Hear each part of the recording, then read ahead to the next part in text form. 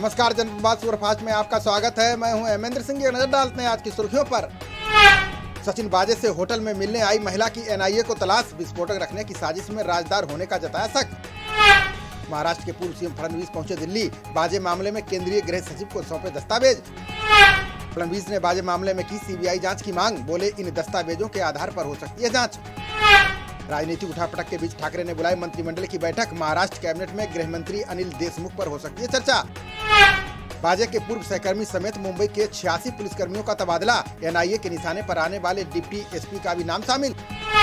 केंद्रीय मंत्री रविशंकर प्रसाद ने शरद पवार पर बोला हमला। का देशमुख का बचाव करने से पवार की साख पर लगा धब्बा।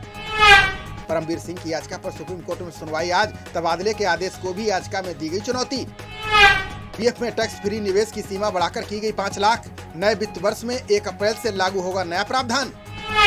बंगाल भाजपा युवा मोर्चा के नेता दिग्विजय सिंह के घर के बाहर फायरिंग। मौके पर पहुंची पुलिस मामले की कर रही है जांच।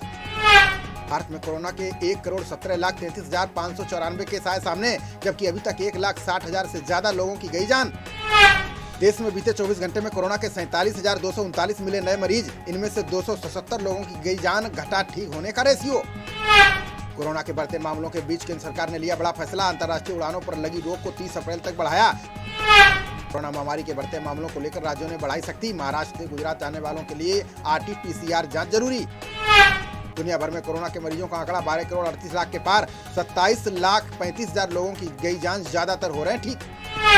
दिल्ली में होली, नवरात्रि और शबे बारात पर नहीं होगा सार्वजनिक उत्सव। रेलवे, बस और एयरपोर्ट पर रैंडम टेस्टिंग की गई अनिवार्य। सीएम उद्धव ठाकरे की पत्नी और बेटे आदित्य ठाकरे हुए कोरोना संक्रमित। मुख्यमंत्री के सरकारी निवास वर्षा में किया गया क्वारंटीन। होली त्योहार पर घर जाने वालों को भारतीय रेलवे ने दी सौगात। गोरखपुर, कानपुर और जम्मू के लिए चलेंगी विशेष ट्रेनें। आंतरिक सुरक्षा संवाद फिर से शुरू करने पर राजी हुए भारत अमेरिका। साइबर सुरक्षा, प्रौद्योगिकी जैसे अहम मुद्दों पर साझा करेंगे कार्यक्रम। यूपी में मिशन रोजगार के तहत 4 लाख लोगों को मिली नौकरी। बेसिक शिक्षा मंत्री सतीश द्विवेदी ने दी जानकारी। बिहार विधानसभा में हंगामे को राहुल ने बताया लोकतंत्र का चीरहरण। का आरएसएस और भाजपा में हो चुके हैं सीएम नीतीश। श्रीलंका के खिलाफ मानवाधिकार उल्लंघन पर संयुक्त राष्ट्र में प्रस्ताव पास। चीन, पाकिस्तान ने श्रीलंका के पक्ष में की वोटिंग। भारत ने नहीं दिया साथ। 1902 नंबर पर मिलेंगी हरिद्वार कुंभ मेले से संबंधित सभी जानकारियां। मेला प्रशासन ने लोगों की सहूलियत के लिए जारी किया हेल्पलाइन नंबर। दिल्ली के होटल और क्लबों में टेबल पर मंगा सकेंगे पूरी बोतल। डिप्टी सीएम सिसोदिया ने आबकारी सुधार के तहत की सिफारिश। शराब, मादक पदार्थ के अवैध कारोबार पर सख्त हुई योगी सरकार। आरोपियों के खिलाफ सघन अभियान चलाकर होगी कठोर कार्रवाई। इनेलो महासचिव अभय सिंह चौटाला ने खट्टर सरकार पर साधा निशाना। बोले मुख्यमंत्री से लेकर विधायक तक का जनता ने किया बहिष्कार। आंध्र प्रदेश के निजी कॉलेज में 160 से ज्यादा विद्यार्थी कोरोना संक्रमित। पूर्वी गोदावरी जिले में संक्रमितों की संख्या 1,25,000 के पार। यूपी के मंत्री आनंद स्वरूप शुक्ल ने बलिया के डीएम को लिखा पत्र। बोले अदालत के आदेश के अनुसार तय होनी चाहिए अजान की आवाज। राजस्थान सीएम अशोक गहलोत ने कोरोना प्रबंधन को लेकर किया दावा। बोले दुनिया भर में हो रही है राजस्थान मॉडल की सराहना। सीएम योगी ने कांग्रेस पर लगाया विभाजनकारी राजनीति करने का आरोप। बोले पार्टी 1947 में हुए देश के बंटवारे जैसे पैदा कर रही है हालात। मौसम विभाग ने की जलवायु आंकड़ा सेवा की शुरुआत। विभाग की पोर्टल पर सन 1900 तक के मौसम की मिलेगी जानकारी। अदालत ने सोमनाथ भारती की 2 साल की सजा को रखा बरकरार। एम्स कर्मियों के हमले के मामले में भेजे गए जेल। हरियाणा सीएम मनोहर लाल खट्टर ने किसानों को दी बड़ी राहत। बोले अनाज के भुगतान में विलंब पर मिलेगा 9% का ब्याज। यूपीएससी ने सिविल सेवा मुख्य परीक्षा का परिणाम किया घोषित। सफल उम्मीदवारों का शीघ्र शुरू होगा साक्षात्कार।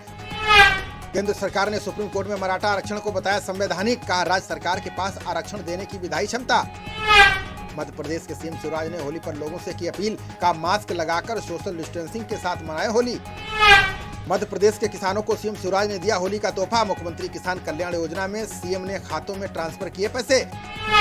पाकिस्तान के वरिष्ठ राजनयिक ने भारत के संबंधों पर दिया बयान। का दोनों देश शांति के लिए जम्मू कश्मीर के मुद्दों पर करें चर्चा। राहुल गांधी ने किसानों और जवानों की शहादत पर की मांग। का केंद्र सरकार उनकी शहादत के अपमान पर दे जवाब। आईपीएस अमिताभ ठाकुर समेत 3 अधिकारी किए गए रिटायर। कार्यकाल पूरा होने से पहले ही केंद्र ने लोक हित में लिया फैसला। रक्षा मंत्री राजनाथ सिंह ने बांग्लादेशी घुसपैठियों पर दिया बयान। का बीजेपी सरकार आने पर असम में रोकी जाएगी घुसपैठ। केंद्र सरकार को सार्वजनिक उपक्रमों में हुआ बड़ा फायदा। चालू वित्त वर्ष में 30,369 करोड़ रुपए का मिला लाभांश। तबलीगी जमात मामले में 9 विदेशियों को दिल्ली कोर्ट ने किया बरी। कोविड महामारी के दौरान पुलिस ने उनके खिलाफ दर्ज किए थे केस। जम्मू कश्मीर में एलजी ने धर्मगुरुओं के सम्मेलन को किया संबोधित। मनोज सिन्हा ने कहा, एक खूबसूरत बगीचे की तरह हैं आप लोग। आरजेडी नेता तेजस्वी यादव ने सीएम नीतीश पर साधा निशाना, कहा बिहार में समाजवादी के नाम पर कलंक है नीतीश कुमार। झारखंड के स्वास्थ्य मंत्री ने बाहर से आने वालों पर दिया बयान। बन्ना गुप्ता ने कहा, प्रदेश में आने पर कोरोना जांच होगी अनिवार्य। छत्तीसगढ़ के नारायणपुर जिले में नक्सलियों ने किया आईडी बम धमाका। नक्सलियों के हमले में जिला रिजर्व गार्ड के 5 जवानों की गई जान। भारत ने पहले 1 दिवसीय मुकाबले में इंग्लैंड को 66 रन से रौंदा। कृष्णा और कृणाल पांड्या के दम पर सीरीज में 1-0 की ली बढ़त।